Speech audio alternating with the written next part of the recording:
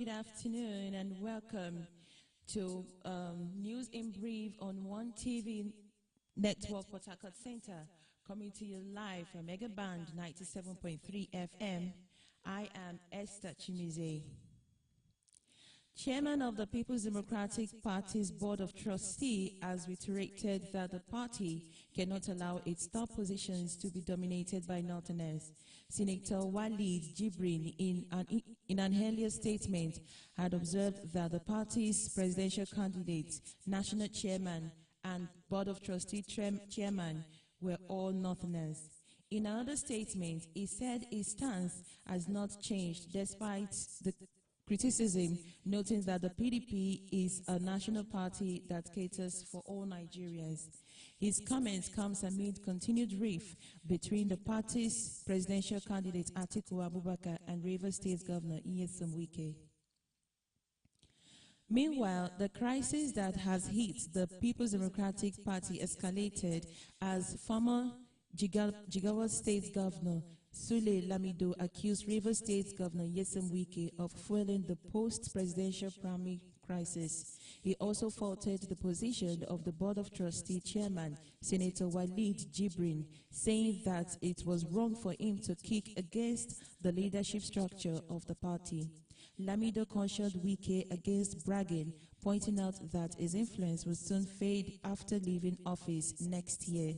He also said the Rivers governor, who is criticizing the presidential candidate Alhaji Atiku Abubakar for picking Delta State Governor Ifeanyi Okowa as running mate, imposed a governorship candidate on the Rivers PDP in spite of complaints by other aspirants.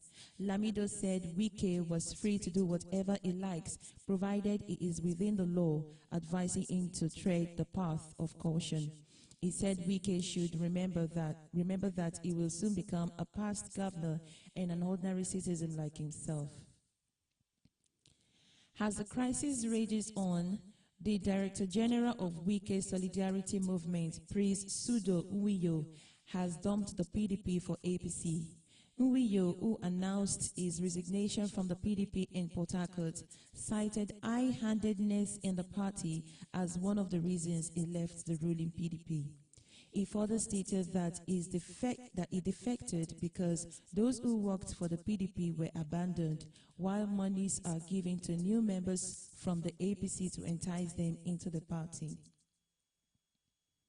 The Academic Staff Union of Universities, ASU, University of Abuja branch, has told Nigerians that the ongoing strike will continue because the federal government is yet to call the union for discussion.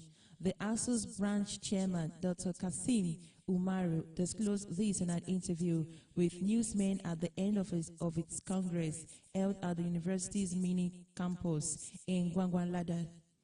Umaru also challenged the federal government to reference any of the things done to bring to an end the ongoing strike.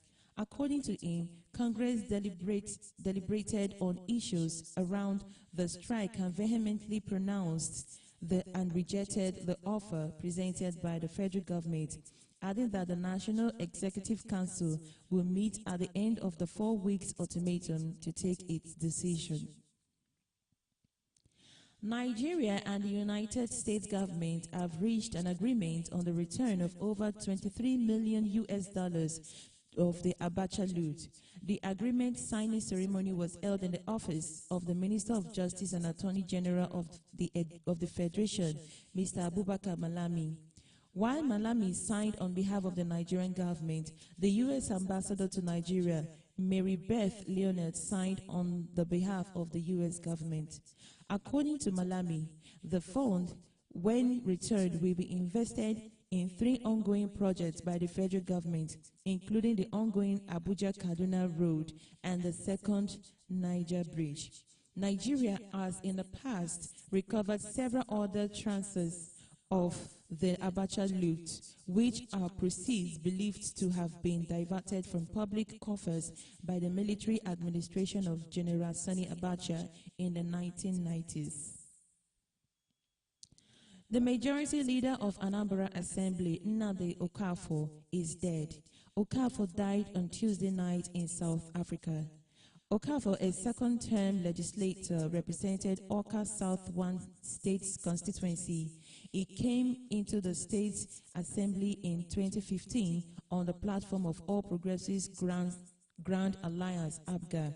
Details of his death are still sketchy as of the time of filing this report.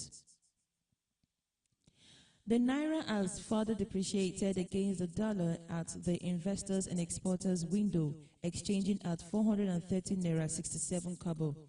The figure represented a decrease of 0.29% compared with 429 Naira for 3 kobo it exchanged for the dollar.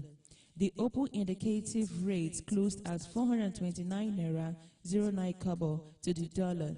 An exchange rate of 444 Naira to the dollar was the highest rate recorded within the day's trading before it settled at 430 Naira 67 kobo. A total of 175.67 million US dollars has traded in foreign exchange at the official investors and exporters windows.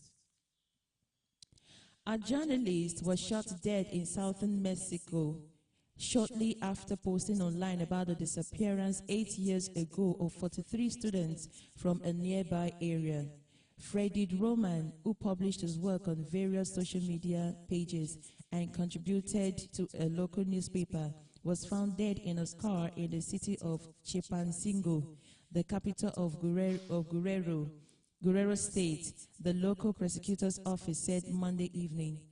The case of the 43 students from Guerrero, who went missing in 2014 after commandeering a bus to head to a protest, is considered one of the worst human rights disasters in Mexican history.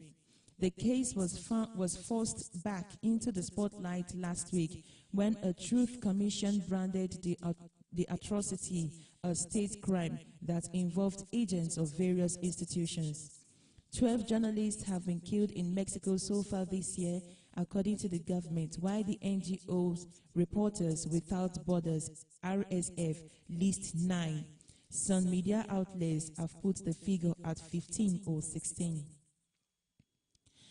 In sport, Ukraine has launched its new football season despite Russia's ongoing invasion, in an apparent attempt to give a morale boost to the war-raved nation.